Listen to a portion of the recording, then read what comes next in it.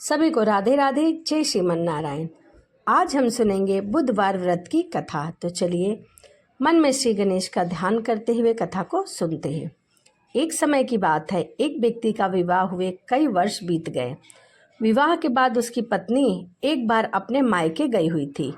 पत्नी के मायके में रहने के कई दिनों बाद उसका पति अपनी पत्नी को विदा करवाने के लिए ससुराल पहुंचा।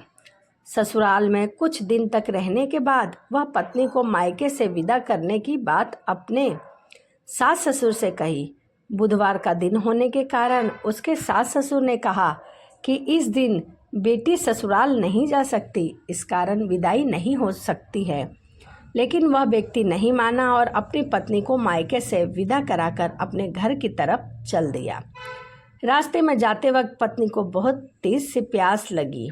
तब जब पति पानी की तलाश में इधर उधर भटकने लगा, काफ़ी देर के बाद जब वह पानी लेकर वापस लौटा तो उसने देखा कि पत्नी के पास उसी की वेशभूषा में कोई अन्य व्यक्ति पत्नी के संग बैठकर बातें करता हुआ दिखाई दिया।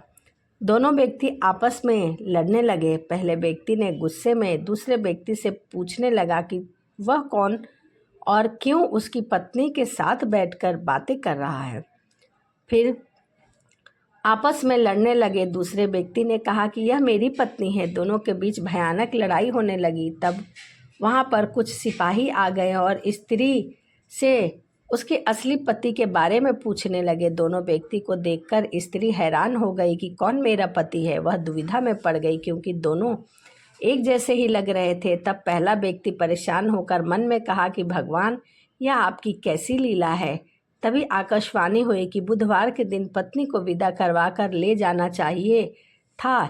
यह सब सुनकर पहला व्यक्ति सब कुछ समझ गया कि यह भगवान बुद्ध की लीला है। फिर वह व्यक्ति बुद्ध देव से प्रार्थना करने लगा और क्षमा मांगने लगा।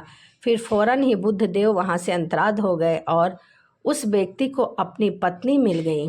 तभी से हर दिन बुधवार के दिन भगवान गणेश की पूजा होने लगी। धन्यवाद। वीडियो आपको कैसी लगी कमेंट में करके ज़रूर बताइएगा। सभी को राधे राधे, जय श्रीमन नारायण।